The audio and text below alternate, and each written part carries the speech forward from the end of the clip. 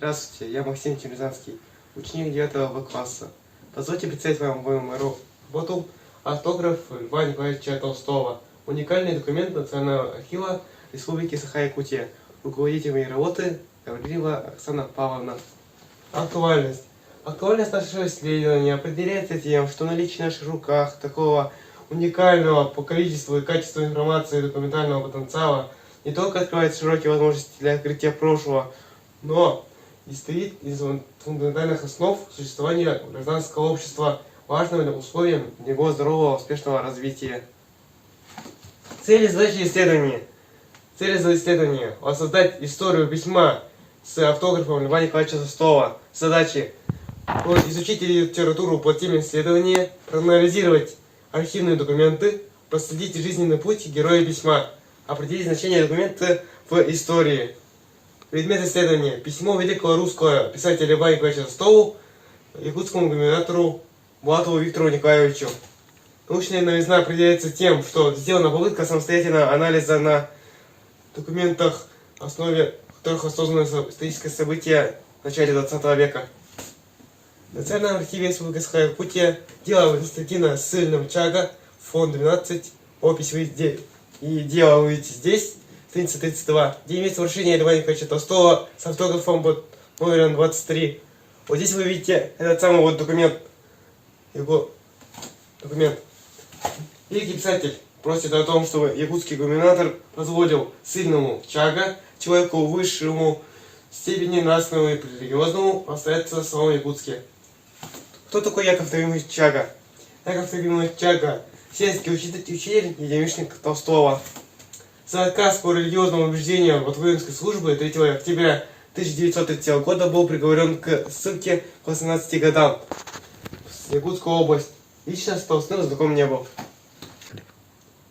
Отношение канцелярии Якутского военного генерал-губернатора от 29 сентября 1903 года, отношение начальника Терской области 6-7 октября 1903 года, со статейным списком, отказавшийся по религиозным воззрениям исполнить воинскую повинность, к чему подговорен 18 годам. Вот здесь вы видите этот самый документ. Откуда Толстой узнал о Якове Трофимовиче Чага? Почему он решил принять участие в его судьбе? О судьбе Якова Трофимовича Чага он узнал от Скороходова. А вот здесь вы видите письма Льва Николаевича Толстого Якова Трофимовича Чага. Можете прочитать в электронном варианте.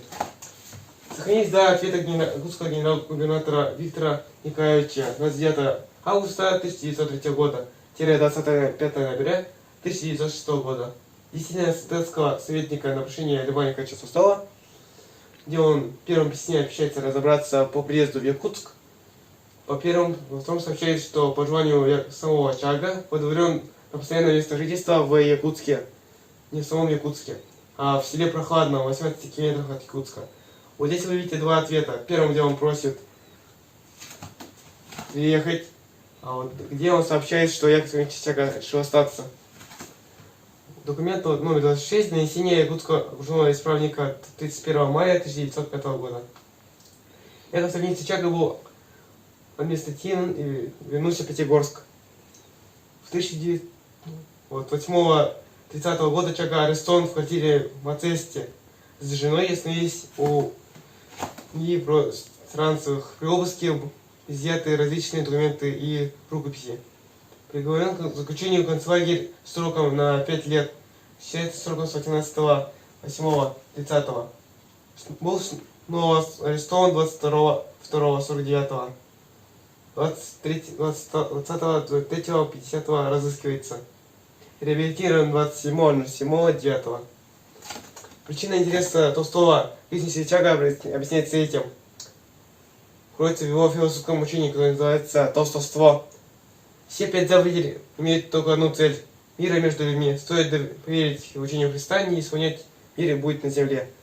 Там, вот здесь видите учение, где он просит не пить алкоголь, воевать и совершать иные плохие действия, как курение табака и тому прочее. Заключение. Верующие духоборы нашли идеи Толстого среди сродни с их родными. В 1895 году воплотили их в жизнь, отказавшись от военной службы и бросили свои оружие, за что были сурово репрессированы. До дальнейшего они также согласны мнением Толстого отказались от употребления мяса, табака и алкоголя. Интерес великого писателя личности Чага объясняется этим. Второе. Установлена личность Толстого духобора Якова Трофимовича Чага. Согласно архивным документам, последили жизненный путь и пребывание Якова Трофимовича Чага в якутской ссылке. Определено значение архивных документов и восстановление подтверждений исторических и литературных фактов. Спасибо за внимание.